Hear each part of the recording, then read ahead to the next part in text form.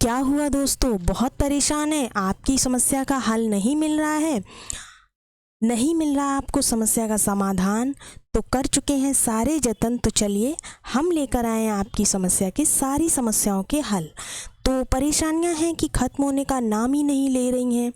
आप सब कुछ कर चुके हैं, पशुपति व्रत वगैरह सब कुछ, तो आपको एक उपाय करना है। ये वीडियो जो है आपके लिए है, वीडियो को पूरा देखिएगा ताकि चीज़ें आपको समझ में आ सकें। तो चलिए शुरू करते हैं। श्री शिवाय नमस्तोभ्यम, हर हर महादेव।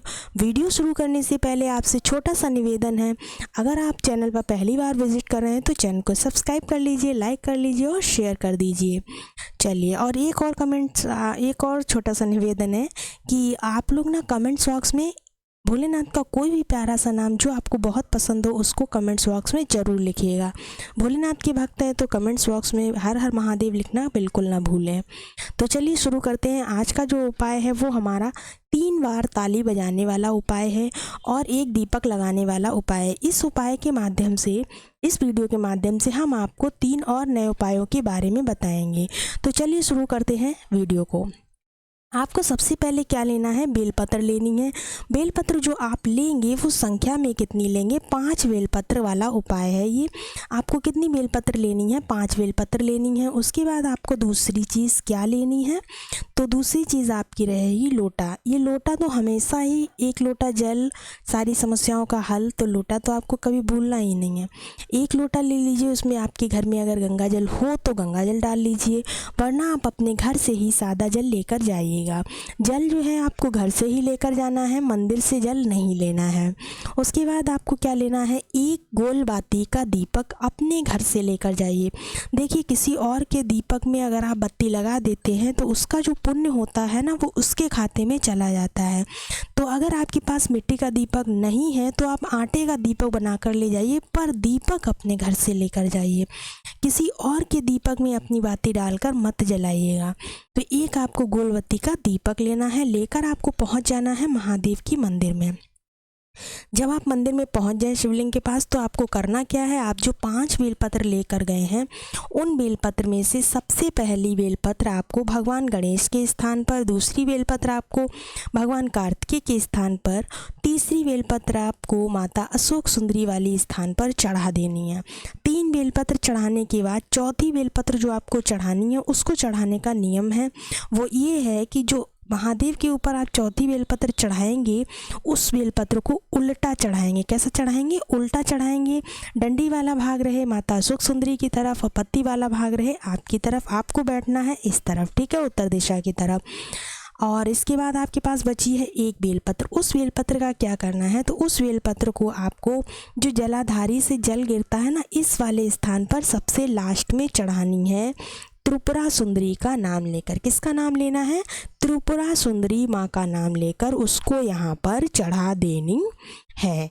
इस तरह से आपको बेलपत्र चढ़ानी है। उसके बाद जो जल लेकर गए उस जल को समर्पित करना है, श्री शिवाय नमस्तोभ्यम बोलते हुए जल को समर्पित करना है थोड़ा सा। उसके बाद आपको क्या करना है, दीपक जलाना। जल पूरा नहीं चढ़ाइएगा। उसके बाद आपको दीपक प्रज्वलित कर लेना है और अपने मन की कामना, जो भी आपकी इच्छा, जो भी समस्या है, उसको बोलते हुए दीपक को प्रज्वलित कीजिए।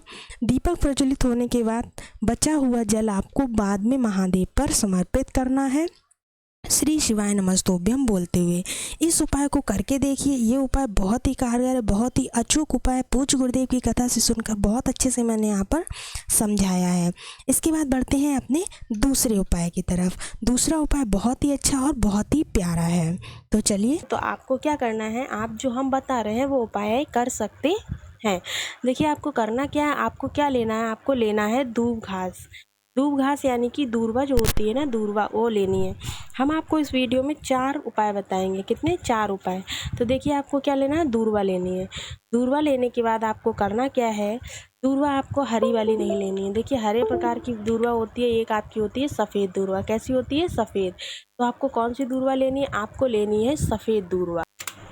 अब आप सोच रहे होंगे कैसी अजीब बात कर रही हैं कि सफ़ेद दूर्वा हम कहाँ से लाएंगे, ये वाली जो हम दिखा रहे हैं ये हरी दूर्वा है। तो आपको लेनी कैसी, सफ़ेद। सोच रहे होंगे सफ़ेद दूर्वा कहाँ से आई, सफ़ेद दूर्वा तो होती ही नहीं है। ऐसा नहीं है, सफ़ेद दूर्वा भी होती है। कहाँ से मिलेगी आपको? देखिए, आप जहाँ पर बहुत सारी घास हो, जहाँ पर बहुत सारी घास निकली हुई हो, वहाँ पर आपको जाना है। जाने के बाद वहाँ पर कोई भी कहीं पर भी ईंट रखी हो, उस ईंट को उखाड़ना है। उस ईंट को उखाड़ने के बाद जब नीचे आप देखेंगे ना, तो वो कच्ची घास होगी। कैसी घास होगी? कच्ची, क्योंकि उसमें धूप नहीं लग पाती है, इसलिए वो सफ़ेद ही रह जाती है। जिस घास में धूप पानी सब लगता रहता है तो वो हरी हो जाती है। जिसमें धूप की किरणें नहीं पहुंच पाती हैं वो आपकी सफ़ेद रहेगी। तो आपको क्या करना है, आपको उस घास को वहाँ से ले लेना है। तो आपका ये जो आपकी ये जो प्रॉब्लम थी वो आपकी बता दी मैंने। ये कैसे सॉल्व करेंगे आप? तो आपको क्या करना है, सफ़ेद घास लेनी है वहाँ से, ठीक है। ये उपाय जो है वो किसी भी बीमार व्यक्ति के लिए, जो बीमार हो, उसकी बीमारी ठीक ना हो रही हो, उसके लिए है, ठीक है। जहाँ बहुत ज़्यादा घास होगी वहीं से आपको ये मिलेगी। उसके बाद आपको क्या करना है, तावे का एक लोटा लेना है। क्या लेना है? दूब घास लेना है। फिर तावे का एक लोटा लेना है। तावे के लोटे में सादा जल भर लेना है। कहाँ से भरेंगे जल? जल को घर से भरेंगे। घर से भरने के बाद आपको कहाँ जाना है? मंदिर में जाना है। क्या लेकर? दूर्वा घास और लोटे में जल लेकर मंदिर जाना है। मंदिर जाने के बाद आपको क्या करना है, शिवलिंग, शिवलिंग के ऊपर उस घास को चढ़ाना है। किसको चढ़ाना है? शिवलिंग के ऊपर उस घास को चढ़ाना है। तो उस घास को किसके नाम से चढ़ाना है? यहाँ पर चढ़ाना है आपको शिवलिंग के ऊपर। किसका नाम लेते हुए चढ़ाना है? दो नाम आपको लेने हैं। कौन कौन से? एक नाम आपका हो जाएगा कुंदकेश्वर का, दूसरा नाम आपका हो जाएगा अवधूतेश्वर का। किसका हो जाएगा दूसरा? अवधूतेश्वर का, ठीक है। इन दोनों नामों को लेते हुए आपको दूर्वा को चढ़ाना है, ठीक है। इन्हीं नामों को लेना है आपको, बहुत अच्छे से ध्यान रखना है, नाम नहीं भूलना है। पहला नाम है कुंदकेश्वर महादेव का, दूसरा नाम है अवधूतेश्वर महादेव का, ठीक है। इसके घास को चढ़ाने के बाद आपको क्या करना है, जल को धीरे धीरे से शिवलिंग के ऊपर यहाँ पर चढ़ाना है, ठीक है। जब जल धीरे धीरे आप इसके ऊपर चढ़ा देंगे, उसके बाद आपको क्या करना है, उसके बाद आपको जो यहाँ से जल निकलेगा, जल निकल कर जो जलाधारी से गिरता हुआ आता है, उसको आपको किसी पात्र में रोक लेना है। जल जो गिरता है ना, पहले से ही वहाँ पर कोई पात्र लगा देना है, जिससे कि वो जल उसी में आए, क्योंकि इस जल को ही आपको पिलाना है, ठीक है। उसके बाद क्या करना है, उसके बाद जब जल को जो है ना, जो भी आपके घर में बीमार व्यक्ति हो, उस व्यक्ति को ले जाकर आपको उसके मुख में डालना है। कैसे डालना है? देखिए, पहले दिन तो आप जल पिला देंगे, ठीक है। दूसरे दिन क्या करना है, जो दूर्वा वहाँ पर आपने चढ़ाई थी शिवलिंग पर जो यहाँ पर दूर्वा आपने चढ़ाई थी, उस दूर्वा को वहाँ से उठा लेना है। उठाने के बाद क्या करना है, उन्हीं भगवान जी का नाम लेना है। कौन कौन सा? कुंदकेश्वर महादेव और अवधूतेश्वर महादेव का नाम लेकर ही दूर्वा को उठाना है, ठीक है। उठाने के बाद आपको उसको घर में ले आना है। पहले दिन तो आपको वही जल देना है जो आप जल लेकर आए हैं। दूसरे दिन आपको क्या करना है, दूसरे दिन स्वच्छ पानी लें, उससे कटोरी में रखें। कटोरी में रखने के बाद उसमें जो दूर्वा आप लाए हैं वो दूर्वा डाल दें, ठीक है।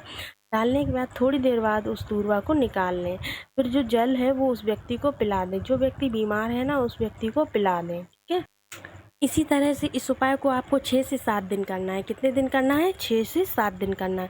जब आप 6 से 7 दिन इस उपाय को कर लेंगे तो आपको अपने आप ही पता चल जाएगा कि इसमें आपको कितना आराम मिल रहा है। जो व्यक्ति बीमार है वो धीरे धीरे उसकी बीमारी समाप्त होने लगेगी। चलिए, अब चलते हैं हम अपने दूसरे उपाय की ओर। आज का दूसरा उपाय जो है आपका वो क्या है? दूसरा उपाय आपका है दवाइयों से संबंधित। किससे संबंधित है? दवाइयों से संबंधित है। देखिए, आप दवाइयाँ बहुत ज़्यादा खाते हैं, बहुत ज़्यादा दवाइयाँ खा रहे हैं, दवाइयाँ ख़त्म होने का नाम ही नहीं ले रही हैं, छुटकारा नहीं मिल रहा है। तो आपको क्या करना है? देखिए, क्या करना है आपको, एक महादेव का नाम लेकर दवाई को खाना है। तो जो दवाई खाएंगे ना, वो दवाई 1 या 2 हफ्ते में ही आपको आराम देने लगेगी। देखिए, जो भी बीमार व्यक्ति आपके घर में है, तो आपको क्या करना है, दवा को किसके नाम से खाना है? तो दवा को आपको खाना है कल्याण मित्र या फिर कल्याणेश्वर महादेव के नाम से। किसके नाम से खाना है? कल्याण मित्र या फिर कल्याणेश्वर महादेव के नाम से दवाई को खाना है। 1 से 2 हफ्ते खाकर देखिए, आपकी बीमारी बिल्कुल ही खत्म हो जाएगी। चलिए, अब हम चलते हैं अपने आज के तीसरे उपाय की ओर। तीसरा उपाय बहुत ही इम्पॉर्टेंट है और बहुत ही महत्वपूर्ण है। देखिए, इन उपायों को बताने से पहले आपसे एक विनती है कि आप अगर चैनल पर नए हैं तो चैनल को लाइक करें और सब्सक्राइब करें। ऐसे ही नए नए उपाय जो पंडित प्रदीप मिश्रा जी द्वारा बताए जाते हैं, उनको हम यहाँ पर पूरे विस्तारित रूप से बताते हैं। चलिएगा, अगर आप किसी भी दिन कथा को नहीं सुनते हैं और आपने कोई भी उपाय नहीं सुन पाया है, तो आप इस वीडियो के माध्यम से उस उपाय को जान सकते हैं। चलिएगा। देखिए तीसरा उपाय किस लिए है, तो तीसरा उपाय आपका मनोकामना पूर्ति के लिए। किस लिए है, मनोकामना पूर्ति के लिए। तो आपको करना क्या है, आपको धतूरा लेना है। क्या लेना है, धतूरा लेना है। देखिए धतूरे को लेने के धतूरा लेना है। धतूरा लेने के बाद करना क्या है, को मंदिर में ले जाना है और जल ले जाना है। जल कैसा होना चाहिए, सादा जल होना। लोटे में कैसा जल चाहिए, तो लोटे में आपको चाहिए कि सादा जल जो आपके घर। धतूरा लेकर जाना है, कहाँ, मंदिर जाना। मंदिर जाने के बाद आपको एक धतूरे तोड़ लेना है। तोड़ने के बाद इसमें से छोटे छोटे से बीज निकलेंगे। छोटे छोटे बीज निकलेंगे, तो जो छोटे छोटे बीज निकलेंगे उन बीज को ही आपको शिवलिंग पर चढ़ाना है। उन बीज को ही चढ़ाना है। तो चढ़ाना का देखिए ये उपाय जो आपको मंगलवार को ही करना है। मंगलवार को करना है। इस टाइम करना है तो आपको शाम को करना है, आज के दिन ही, आज शाम को ये उपाय करना है। ठीक है, देखिए कैसे करेंगे। धतूरे के बीज को शिवलिंग पर चढ़ा देंगे और अपना दाहिना हाथ बीज के ऊपर रखकर अपनी मनोकामना बोल देनी। अपना दाहिना हाथ बीज की मनोकामना बोल दीजिए। और उसके बाद क्या करना है, आपको जल चढ़ाना है। जल जो जलाधारी पर चढ़ाएंगे उसे आपको दाहिने हाथ में लेना है। किस में लेना है, दाहिने हाथ में। ठीक है, तो ये उपाय आप करेंगे। पढ़ते हैं चौथी जानकारी। उम्मीद करते हैं आपको वीडियो पसंद आई होगी। अगर वीडियो पसंद आई, उम्मीद करते हैं आपको वीडियो पसंद आई होगी। अगर वीडियो पसंद आई तो चैनल को लाइक, सब्सक्राइब और शेयर जरूर कीजिए। देखिए दोस्तों, आपके जीवन में बहुत सारी समस्या होती हैं। ऐसा कोई भी व्यक्ति नहीं है जिसके जीवन में कोई भी समस्या ना हो। उन समस्याओं के समाधान के लिए पूज्य गुरुदेव ने एक बहुत ही अच्छी पहल शुरू की है, जो कि एक शिव महापुराण कथा के माध्यम से हमारे समस्याओं का समाधान करते हैं। ये जो कलयुग चल रहा है ना, इस कलयुग में शिवयुग लाने की उन्होंने पूरी कोशिश की है। तो इसमें एक थोड़ा सा योगदान जो है ना हम लोगों का भी होना चाहिए। बस हमको भोलेनाथ पर भरोसा करना। उन्होंने भरोसा करना सिखाया है। उन्होंने कहा है ना कि सभी समस्याओं का हल केवल एक लोटा जल, यानी कि जल चढ़ाने से मात्र हम लोगों के बहुत सारे दुख जो है ना दूर हो जाते हैं। ऐसा है ना कि जब हम जल चढ़ाने जाते हैं ना तो हमारे अंदर एक कॉन्फिडेंस आ जाता है कि हाँ, हमने आज पूजा की है, भोलेनाथ को जल चढ़ाया है। उस कॉन्फिडेंस की वजह से हमारी अंतरात्मा जो होती है ना, वो अपने आप ही पॉजिटिव सोचने लगती है। पॉजिटिव सोचने की वजह से हमारा जो भी काम अटका या रुका हुआ होता है वो काम हमारा एकदम से हो जाता है। और हमको लगता है कि ये सब पूजा का असर है, लेकिन मानते हैं पूजा का भी असर होता है, पर आपके अंदर जो भगवान विराजमान है वो आपकी आत्मशक्ति है। उस आत्मशक्ति को जगाने के लिए ही गुरुदेव ने ये शिव महापुराण की कथा रखी है। तो देखिएगा, जो लोग भी कथा नहीं सुनते हैं या किसी भी कारण से नहीं सुन पाते हैं तो वो हमारे चैनल के माध्यम से उस उपाय को सुन सकते हैं। अगर आप काम करते हैं, आपको कथा सुनने का टाइम नहीं है, तो आप हमारे चैनल के माध्यम से उन उपायों को ज़रूर सुन सकते हैं जो पूज्य गुरुदेव अपनी कथा में बताते हैं। तो चलिए, उम्मीद करते हैं वीडियो आपको पसंद आया होगा। अगर वीडियो आपको पसंद आया है तो चैनल को लाइक, श्री शिवाय नमस्तोभ्यम और शेयर करना ना भूलें। चलिए मिलते हैं अगले वीडियो में, तब तक के लिए श्री शिवाय नमस्तोभ्यम। हर हर महादेव।